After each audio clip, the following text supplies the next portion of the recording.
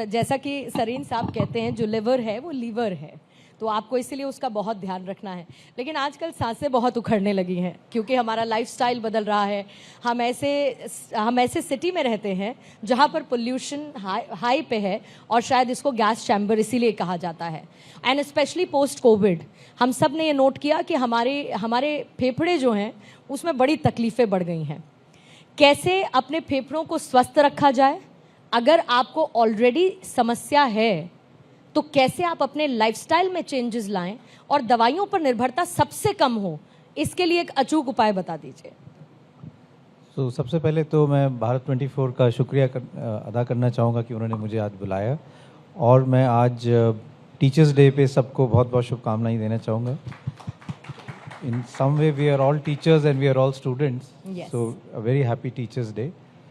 आपने सही कहा कि जो लंग्स हैं, जो फेफड़े हैं, उन पे आई वुड से कि कई डेकेड से स्पेशली भारत में और कई पार्ट्स ऑफ डेवलपिंग वर्ल्ड में बहुत ज़्यादा स्ट्रेस पड़ रहा है because of environment related factors.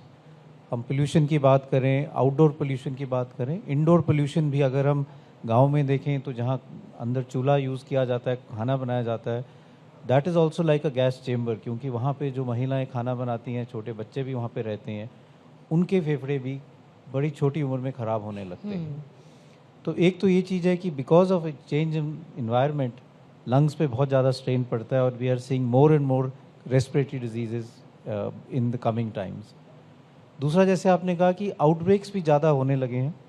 अगर हम पिछले 24 साल में देखें, इस सेंचुरी को देखें, तो we can say this is a century of outbreaks.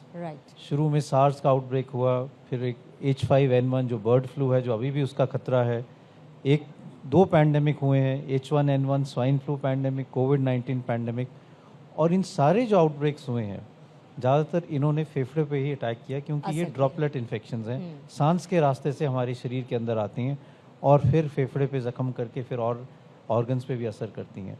तो ये बहुत ज़रूरी है कि हम अपने लंग्स को हेल्दी रखें।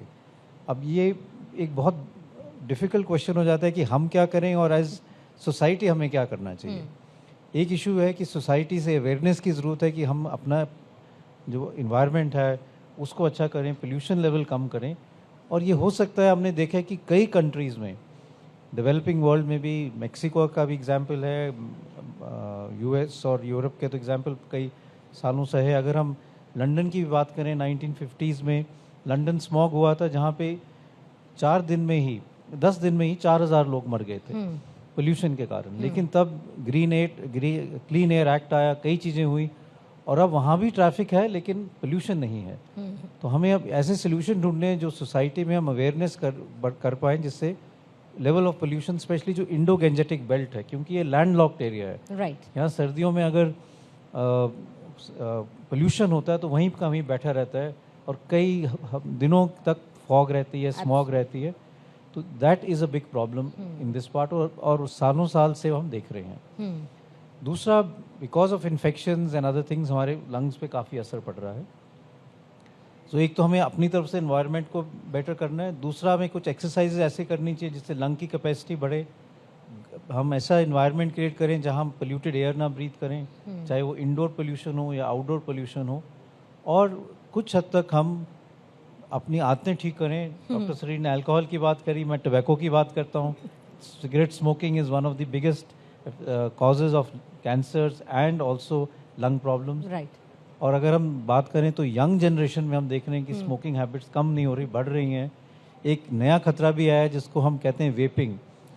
Vaping induce lung injury is a well known thing, कि आजकल यंग जनरेशन में लोग वेपिंग बहुत करते हैं। आप जाओ तो That's a style statement. It's a style statement, but there is lot of data of what is known as vaping induced lung injury, जिससे लंग्स खराब हो जाते हैं, and young generation doesn't seem to understand that. तो ये भी एक बहुत इंपॉर्टेंट इशू है। Right sir. गुलेरिया सर, एक आपको लगता है कि एक सेंस ऑफ एक नॉन केयरिंग एटीट्यूड है, ये क्या 40s के बाद ही लोगों को समझ में आता है कि नहीं अब बस बहुत हो गया, जो बॉडी अब उसको थोड़ा वापस से सुधारने की कोशिश करते हैं?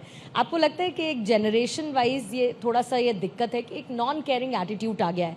पता है अल्कोहल प्रॉब्लम करेगा फिर भी हम लेते हैं, स्मोकिंग प्रॉब्लम है फिर भी हम करते हैं, ओरल हेल्थ को हम नज़रअंदाज करते हैं, पता है प्रॉब्लमेटिक होगी फिर भी करते हैं, डाइट का हम लोग ध्यान नहीं रखते। हाँ, एक सर्टेन एज के बाद आके लगता है नहीं अब कुछ कर ले तो शायद 60-65 तक पहुंच जाएंगे। बात तो आपकी बिल्कुल सही है। यंगर एज में लोग सोचते हैं कि अगर मैं कर लूँगा I am still healthy, I will get over it. दूसरा ये सोचते हैं कि बाद में मैं आदत छोड़ दूंगा। ये समझना भी बहुत ज़रूरी है कि ये जो गलत आदतें हैं ये एडिक्टिव हो जाती हैं। Cigarette smoking has nicotine which is a very strongly addictive agent. Alcohol में भी एडिक्शन हो जाती है और विड्रॉल सिम्टम्स होने लगते हैं।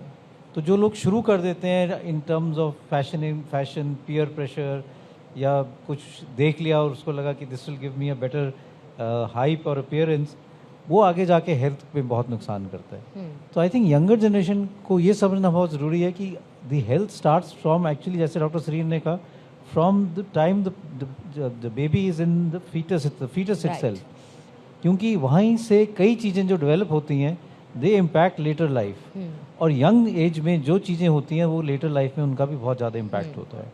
डॉक्टर सरीन ने ठीक कहा कि अगर आप हमारे देश में देखें, और दिल्ली की एक स्टडी है, उन्होंने न्यू बॉर्न्स का कॉर्ड ब्लड देखा and very high levels of pesticides were found in the cord blood. So हम जो डाइट ले रहे हैं उसमें क्या है, क्या पेस्टिसाइड्स हैं, क्या टॉक्सिन्स हैं, वो हमें पता नहीं, और we are transmitting that, the mother is transmitting that to the newborn and the baby is being born with the disadvantage from the very beginning.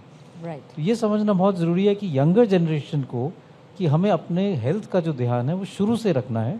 और ये हमें, जैसे डॉक्टर साहब ने कहा, कि एजुकेशन जो है, अवेयरनेस जो है, ये बहुत ज़रूरी है, because unless there is awareness people will not realise. And younger generation always has that carefree attitude कि हम बाद में देख लेंगे, अभी तो कुछ भी हम करेंगे तो ठीक रहेगा। They are not bothered about the health. As you grow older then health What do becomes a you concern. tell your younger self at 20? Guleria साहब, What your do I- younger self at 20, what you would have told yourself? So I would have said that one should have a lifestyle which is healthy, do exercise regularly, look after your weight, be careful about your diet, say no to all habits which can harm your body. You must really respect your body. You know, sometimes we don't respect our body as एक much ही as है। we should. एक ही हमारी body, और वो हमारे साथ and तक रहेगी, और अगर हम उसको रिस्पेक्ट नहीं करेंगे we will regret in later life. Right. Sareen साहब के, गुलेरिया साहब, सरीन साहब के ह्यूमर की बड़ी बातें होती है कि बहुत ह्यूमरस हैं और बड़ी शानदार बातें करते हैं, हंसाते हैं, गुदगुदाते हैं, जो हम सबके लिए बहुत इंपॉर्टेंट है। लेकिन आपको देखकर हमेशा फील आता है कि आप बहुत गंभीर हैं। अगर आप नहीं हैं और आपके अंदर भी कोई ऐसा एक ह्यूमर है, कोई शेर और शायरी है, कुछ आप कहना चाहते हैं जो अपनी सीरियसनेस से इतर, the stage is all yours. नहीं, I would say कि life is more than just your profession. You must learn to enjoy your life. Right. और कुछ ना कुछ आपको करना चाहिए। हेल्थ के लिए भी वो बहुत ज़रूरी है, चाहे वो स्पोर्ट्स हो, चाहे रीडिंग हो। And I think I also enjoy lot of other things besides reading. Like I like to read, I like to travel, I like to walk and do some exercise also. अब इतना नहीं है, पहले मैं regularly yoga भी करता था and I was very fond of yoga and I think it is very good. And as जैसे डॉक्टर सरीन ने कहा कि we have to focus more on preventive health rather than curative health. Focus हमारा जो है वो सारा कुछ है कि हम बीमारी को क्योर करें। हमें फोकस ये होना चाहिए कि हम बीमारी को अपनी तरफ आने ना दें in terms of preventive health. And now we are seeing a whole shift in what we call non communicable diseases, lifestyle related diseases. जो पहले बीमारियां थी, जो बच्चों में डायरिया था, मैटरनल मोर्टेलिटी, इन्फेंट मोर्टेलिटी, वो भारत में बहुत कम हो गया है। लेकिन लाइफस्टाइल हमारा इतना चेंज हुआ है कि लाइफस्टाइल रिलेटेड डिजीजेस बढ़ गई हैं, और वो इसीलिए प्रिवेंटिव हेल्थ के लिए हमें जो जोर देना है वो बहुत ज़रूरी है। And I think part of preventive health is to enjoy your life, be happy and also have a hobby, don't be totally into your career. But what about stress? क्योंकि मैं अभी प्रेशर की बात कर रही थी सर से, तो आपने तो बहुत प्रेशर कोविड टाइम पर, क्योंकि वो प्रेशर हमने बहुत दूर रहते हुए भी महसूस किया है, हमारे परिवार में महसूस किया है। I had 2 covid patients including myself in the family and a very serious, my father was very serious. So वो प्रेशर इतना ज़बरदस्त था कि उस वक्त ऐसे लगता था कि किसी तरीके से इससे बाहर निकल आओ। लेकिन लाइफ लॉन्ग का एक स्ट्रेस उसने आपको दिया है, किसी को एक बीमारी जीवन भर की दे दी है, तो उस स्ट्रेस को आपने कैसे मैनेज किया? आपके ऊपर तो बहुत ज़्यादा होगा उन पेशेंट्स को देख के, जो प्रॉब्लम्स हो रही थी, बेड्स अवेलेबल नहीं थे, डेथ्स थी सर, वो बहुत ख़राब था। Covid was a very tough time and बहुत ज़्यादा प्रेशर था। We had we kept increasing beds hospital में, एम्स में बेड बढ़ाते रहे, लेकिन तब भी बेड्स की कमी होती थी। और ऐसा समय था कि आई कुड नेवर इमेजिन कि हम ऐसा समय देखेंगे। I used to have a meeting every day at 8 in the morning with the entire staff. और सबसे जो मुझे वहाँ पे डर लगता था मीटिंग में, वो था जो फॉरेंसिक मेडिसिन वाले लोग खड़े होकर कहते थे कि अब मॉर्चरी में इतनी बॉडीज़ हैं और अब इनको हम आगे क्रिमेशन के लिए नहीं भेज पा रहे। वी हैव टू अरेंज कि हम बॉडीज़, क्योंकि कोई अटेंडेंट नहीं था, hospital would staff would go and do the cremation. कभी हम सोच भी नहीं सकते थे कि ऐसा समय आएगा। तो बहुत स्ट्रेस था पेशेंट्स के तरफ से, हॉस्पिटल की रिस्पॉन्सिबिलिटी की तरफ से, and overall trying to stay in touch with new developments because it was a new infection। क्या लेटेस्ट है, हम क्या और कर सकते हैं जिससे हम लोगों की जान बचा पाएँ। लेकिन I think family support is very important, and family support, having a positive attitude, support of your colleagues and team work is very important. And I think that is what help us not only as an institute but as a nation also, क्योंकि हम सब लोग साथ मिलके हमने ये तय किया कि इससे हम निकलेंगे और अच्छी तरह से निकलेंगे। जितना हम लोगों को बचा पाएँ हम पूरी कोशिश करेंगे। मेरा मानना है कि ये जो था एक काफ़ी हद तक हमें स्ट्रेस से निकाल पाया। ये कंसर्निंग इशू है, आपके इस पर थॉट क्या है? डॉक्टर्स की सिक्योरिटी, क्योंकि मैदानता वहाँ पर भी फ्लो ऑफ जो पेशेंट्स हैं वो बहुत ज़्यादा रहते हैं। ऐसी सिचुएशंस कभी आई हों जब आपको समझाना पड़ा हो या ऐसी सिचुएशन को टैकल करना पड़ा हो, ऐसे मोमेंट्स पे या ऐसी इंसिडेंट्स के दौरान आपको भी फील होता है, और जो कुछ भी कलकत्ता में भी हो रहा है, डॉक्टर सिक्योरिटी को लेकर स्टेप्स उठाना बहुत ज़रूरी है at this point of time? मेरा मानना है कि I think I totally agree with what doctor Sarin has said. It is very important, we have change in society. ये हम समझने की ज़रूरत है कि there is a change in the last one generation in society. There was a time जब आप कहते थे कि आप डॉक्टर हो तो आपको सोसाइटी में बहुत ज़्यादा रिस्पेक्ट मिलता था। I know the teachers and doctors were two people who were really respected, भगवान का दूसरा रूप। और अब दोनों प्रोफेशंस में जो उनका रिस्पेक्ट है that has really come down, and we must introspect कि इसका कारण क्या है। And I think one should understand, like doctor Sarin said, कि doctors and teachers work selflessly. Today's Teachers Day, teachers work selflessly to bring out students, and they are so happy when they see their students doing well. Doctors work so hard, and I can tell you as a clinician that nothing gives you more pleasure than seeing your patient become all right. Right. आप patient के चेहरे पे एक smile देखो कि अब वो ठीक हो गया है, you feel that this is what you did for as far as your career is concerned. No money can match that.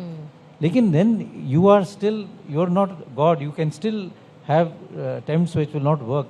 Patient's illness may be such that it is far beyond what you can do. And society has to understand that. लोगों को ये समझना चाहिए कि ये doctor अपनी पूरी कोशिश करते हैं, लेकिन उनके हाथ में जीवन और जो मृत्यु है वो तो भगवान के हाथ में। हम अपनी पूरी कोशिश कर सकते हैं, कई दफ़ा we are successful, often we are not. और स्पेशली जब क्रिटिकली इल पेशेंट्स होते हैं, एल्डरली पेशेंट्स हैं जिनकी बीमारियाँ बहुत हैं, मल्टी ऑर्गन इन्वॉल्वमेंट है, कई दफ़ा it is very difficult, and then it is an understanding which has to be there from society. We can bring in a lot of laws. I think that is something which is being pushed for, that there should be better regulation. But I think there is also a need for better awareness so that society may an understanding ho कि doctors, especially the doctors who are working in very stressful conditions. हम doctors की duty hours की बात करते हैं, doctors की work environment की बात करते हैं। There is a huge challenge, जैसे आपने शुरू में कहा, there is a disparity in number of doctors and number of patients. आप किसी भी गवर्नमेंट हॉस्पिटल में जाओ, किसी कॉर्पोरेट हॉस्पिटल में जाओ, लाइन लगी हुई है, डॉक्टर सारे पेशेंट्स देखते हैं। There are times when you sit for 6, 7, 8 hours non stop in the OPD, हर एक पेशेंट को देखते हैं। You try your best, but you should understand that is something that you should be appreciated rather than trying to say कि कुछ हो गया तो आप डॉक्टर के साथ एग्रेसिव हो जाओ। I think that is not what society is all about. Anil ji, आपका टेक लेने से पहले एक बार रणदीप गुलेरिया साहब, एक सवाल मेरा और है, और वो बहुत इम्पोर्टेंट सवाल है। मेरे पास पर्टिकुलरली वो सवाल पूछने के लिए आया है, और ये कि दवाइयाँ बहुत ज़्यादा महंगी हैं, सो उसको लेकर क्या किया जा सकता है, क्या बदलाव होने चाहिए? क्योंकि हम जब भी कोई दवाई मार्केट में आती है उसके मानक वो कितने सख्त हैं। बहुत सारी ऐसी दवाइयां हैं जिन पर बैन लगा दिया गया पिछले कुछ वक्त में, और वो दवाइयां हम रेगुलरली यूज़ करते थे विच वर more of pain killers.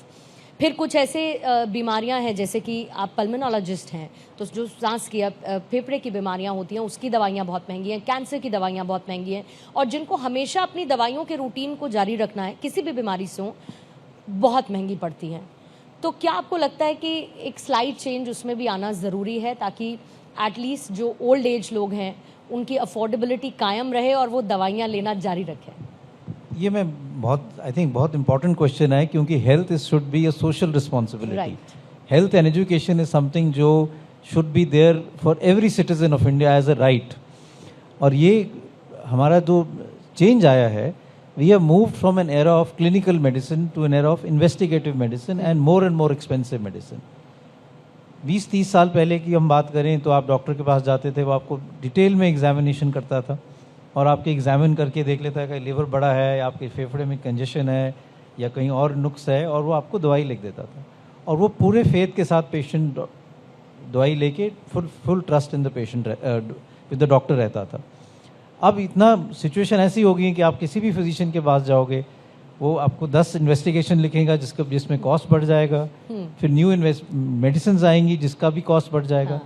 So health care is becoming more and more expensive, and therefore there should be some mechanism, especially for those who cannot afford, whether it be a broad insurance based system, whether it be a government responsibility, jisse the right to health should be something for every citizen. I think that is very, very important. We must work on that so that people should not be denied health because they can't afford it. बिल्कुल, ये बहुत ज़रूरी है। और इसके साथ साथ ये भी ज़रूरी है कि हम, जैसे हम कह ही रहे हैं शुरू से, we focus a lot on preventive health. अगर हम उस पर फोकस करेंगे तो cost of health care will also come down. ये बहुत इंपॉर्टेंट पॉइंट है कि हम समस्या को अपने पास आने ही नहीं दे तो निवारण को खोजने की ज़रूरत ही नहीं पड़ेगी।